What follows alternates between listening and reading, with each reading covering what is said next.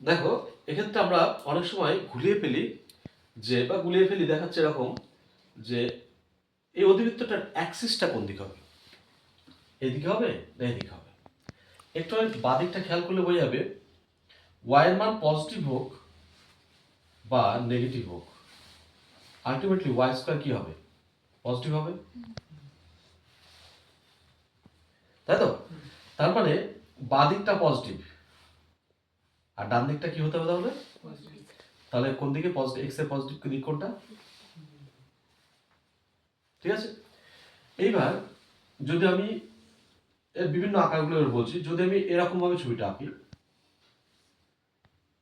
দেখাচ্ছে এটা এস, এটা নিয়ামক, এটা ঠিক একই রকম ভাবে যদি আমার অক্ষটা নেগেটিভ এক্স অ্যাক্সিস দিকে হয়, তাহলে সমীকরণটা কি হবে? সমীকরণটা হবে y square is equal two -4x।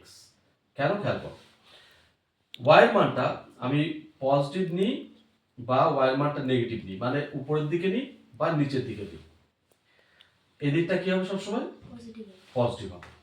তাহলে লেফট হ্যান্ড সাইডটা যদি পজিটিভ হতে হয়, রাইট হ্যান্ড সাইডটা পজিটিভ হতে গেলে কি হতে হবে? এক্সটা নেগেটিভ হতে হবে, তার মানে অরিজিনের এই দিকে আসবে। ঠিক আছে। তাহলে যদি y square equal two 4x হয়, তাহলে অ্যাক্সিসটা হবে কি? পজিটিভ এক্স অ্যাক্সিস দিকে। যদি y square equal two -4x হয়, সেক্ষেত্রে অ্যাক্সিসটা কি হবে? Negative x Axis. কিন্তু টার্মগুলো সব একই রকম থাকবে, শুধু টার্মের কোঅর্ডিনেট লেন্থ এগুলো চেঞ্জ হবে। কিভাবে? খেয়াল করো, যদি আমার এসটা এখানে থাকে, তাহলে মূল বিন্দু লেফটে আছে, তাহলে সেক্ষেত্রে এস এর কোঅর্ডিনেট কি হবে? এস এর কোঅর্ডিনেট -a, 0। লেন্থটা তোমার একই আছে, লেন্থ আমার একই আছে। আমার নাভিলম্বের যে লেন্থ কি বলেছিলাম, এই যে টার্মটা থাকে সেটা একই থাকবে। আমার শীর্ষবিন্দু, এক্ষেত্রে শীর্ষবিন্দু কোথায় আছে? শীর্ষবিন্দু ওতেই আছে, 0 শীর্ষবিন্দু। আচ্ছা, নিয়ামকটা দেখো চেঞ্জ হয়ে যাবে, কারণ এইটা হচ্ছে মাইনাসে, তাহলে তখন এই ক্ষেত্রে কি হবে? এটা এক্স, এটা কি হবে? এ লেন্থ হয়ে যাবে। তাহলে সমীকরণটা কি হবে? X equal to A, that is x minus A is equal to 0। এটা হচ্ছে নিয়ামকের সমীকরণ, হচ্ছে নিয়ামক।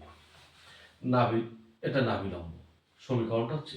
তাহলে টার্মগুলো সব একই থাকছে, শুধুমাত্র কোঅর্ডিনেটটা চেঞ্জ হয়ে যাচ্ছে, যেহেতু অ্যাক্সিসটা চেঞ্জ হচ্ছে।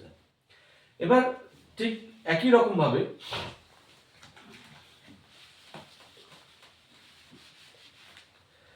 আমার এক্স অক্ষের পরিবর্তে যদি অক্ষটা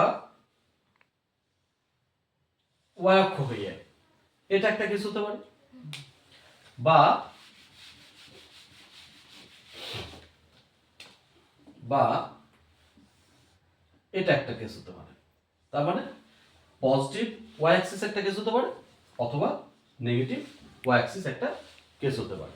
ঠিক একই রকমভাবে ভাববো, সেক্ষেত্রে আমার এসটা এখানে থাকবে, এক্ষেত্রে আমার কি থাকছে? এসটা এখানে থাকবে। এক্ষেত্রে সমীকরণটা হবে x square is equal two 4ay। দেখো ঠিক কিনা?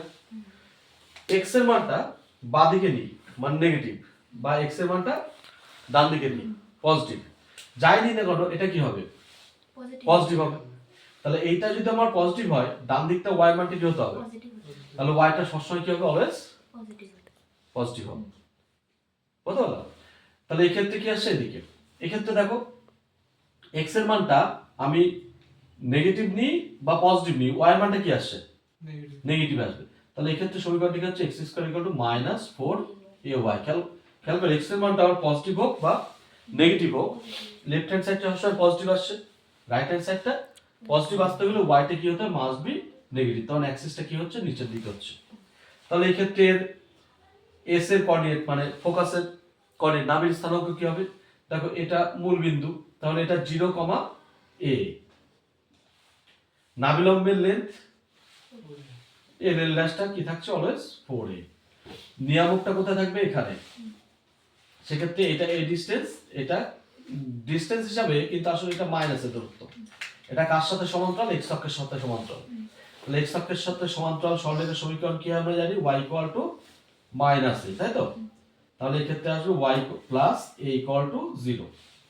এটা নিয়ামকের সমীকরণ, নিয়ামকের সমীকরণ। তাহলে এই হলো আমরা ক্যাটাগরাইজ করতে পারবো। ঠিক একই রকম ভাবে এটা কি হবে, এটা হবে s equal to 0 comma minus a, এল ড্যাশটা কি হবে 4a হবে। নিয়ামকটা কি হবে, নিয়ামকটা কি থাকবে এখানে থাকবে, তাহলে সেক্ষেত্রে y ইকুয়াল টু a হবে, মানে y minus a is equal to 0। এটা হচ্ছে নিয়ামক। ঠিক আছে, তাহলে এই যে চারটে কেস আমরা দেখলাম, এই চারটে কেসে আমরা কি দেখলাম, শীর্ষবিন্দুটা মূল বিন্দুতে অবস্থিত। তাই আমরা সমীকরণ, প্রত্যেকটা ক্ষেত্রে সমীকরণ পেলাম এবং সমীকরণে বিভিন্ন রকম যে টার্মগুলো আমরা জানি সেই টার্মগুলোকে আমরা অ্যানালিসিস করে নিলাম।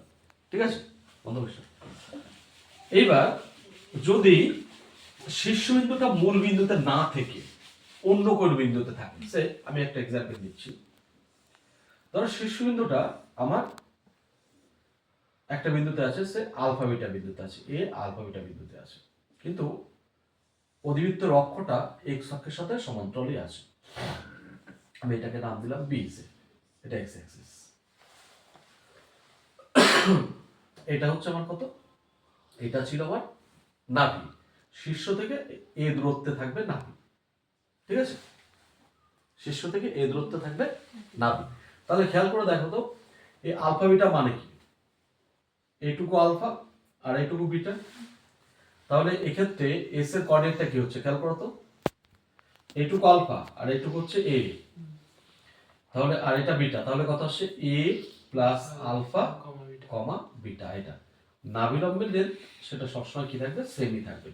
তাহলে এই ক্ষেত্রে সমীকরণটা আমাদের আসবে y মাইনাস বিটা তা whole square is equal to 4a into x minus alpha. খেয়াল করে দেখো, আমি আলফা বিটাটাকে যদি 0 0 তে নিয়ে যাই, তাহলে মানে শীর্ষবিন্দুটা যদি মূল বিন্দুতে নিয়ে আসি, তাহলে এটা কি হবে, y square equal two 4x হবে। ঠিক আছে, তাহলে এটার একটা পার্টিকুলার কেস, এটার একটা পার্টিকুলার কেস হচ্ছে এটা। আচ্ছা, নিয়ামকটা কোথায় থাকবে, নিশ্চয়ই এখানে থাকবে। এ দূরত্ব মানে এদিকে এ দূরত্ব কমে যাবে, তার মানে কি, এটা ছিল আলফা, এটা ছিল আলফা, তার থেকে এ দূরত্ব কমে গেল, তার মানে এক্ষেত্রে x ইকুয়াল টু কত হবে, x ইকুয়াল টু আলফা থেকে মাইনাস এ কমে যাচ্ছে, তার মানে x plus a minus alpha is equal to 0। এটা নিয়ামকের সমীকরণ হচ্ছে, নিয়ামকের সমীকরণ হচ্ছে। কিন্তু নাভিলম্বের লেন্থ কত হবে, নাভিলম্বের লেন্থ কত হবে, সবসময় 4 অলওয়েজ 4। ঠিক আছে, তাহলে এটা রিভার্স হতে পারে, মানে অ্যাক্সিসটা যদি এদিকে না থাকে এদিকে আসে, তাহলে একই রকম ভাবে তখন এটা মাইনাস হবে, একই চেঞ্জেস গুলো আসবে। বুঝতে পারলাম? বা দেখা যাচ্ছে যে আমার অক্ষটা এক্স অক্ষ না হয়ে ওয়াই অক্ষ বরাবর হতে পারে, মানে এরকম, এটা আলফা বিটা, এটা এস। তাহলে তখন কি হবে, এইটুকু হচ্ছে আমার আলফা আর এইটুকু হচ্ছে বিটা আর এইটুকু হচ্ছে আমার এ, তার মানে তখন কি হবে, আলফা বিটা প্লাস এ হবে, তাই না? একই রকম ভাবে এটা কি আসবে, x minus alpha whole square equal to 4a into y minus beta. কত বললাম, পজিটিভ y অক্ষ, আর যদি নেগেটিভ y অক্ষ হয় তাহলে এখানে তখন এটা মাইনাস হবে। এই মোটামুটি পার্টিকুলার কতগুলো কেস আছে যেগুলো নিয়ে জাস্ট একটু জেনে রাখাই ভালো। ঠিক আছে।